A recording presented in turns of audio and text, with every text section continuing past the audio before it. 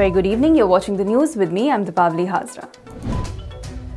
Addressing the Rajya Sabha, Home Minister Amit Shah said that a panel had been set up to suggest amendments to laws to deal with mob lynching cases. He said that the Home Ministry had sought recommendations from chief ministers and governors and experienced investigating officers to make changes to the IPC and CrPC to deal with the issue.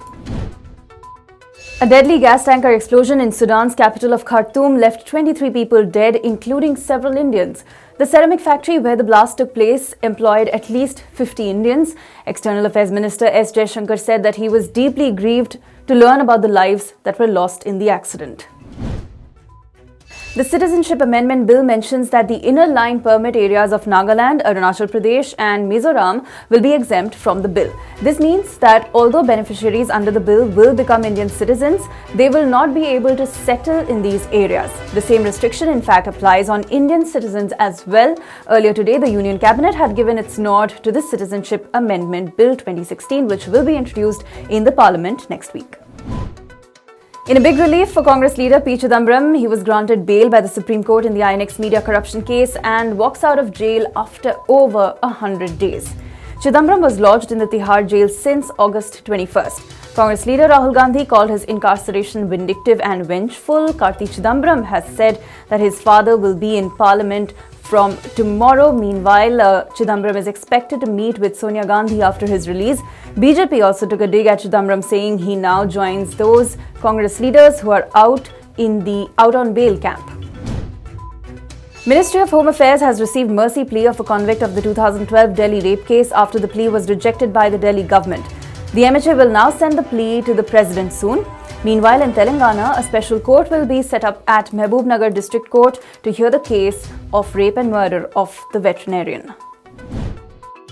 The Union Cabinet on Wednesday approved the Data Protection Bill, which is to be introduced in Parliament next week. The bill has broad guidelines on collection, storage and processing of personal data, consent of individuals, penalties and compensation. Speaking about the bill, IT Minister Ravi Shankar Prasad said India will never compromise on data sovereignty.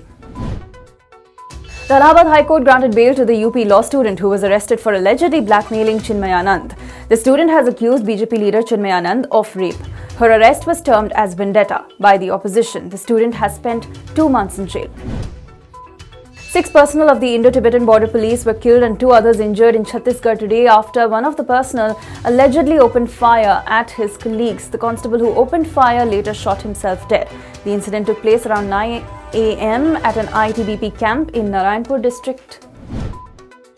Fugitive self-styled Godman Nithyanandas, who fled India after being accused in a rape case, has established his own country on an island he has bought on the Pacific Ocean near Ecuador. The country called Kailash is supposed to be a refuge for Hindus who have lost the right to practice Hinduism, quote-unquote, authentically in their own countries. The leaders of Britain, Canada, France and the Netherlands have been caught on camera at a Buckingham Palace reception mocking US President Donald Trump's lengthy media appearances ahead of Wednesday's NATO summit. The footage was spotted and subtitled by Canada's CBC. In it, the leaders appear to be mocking Trump's impromptu and lengthy press conferences. That's all for tonight. Thanks for watching.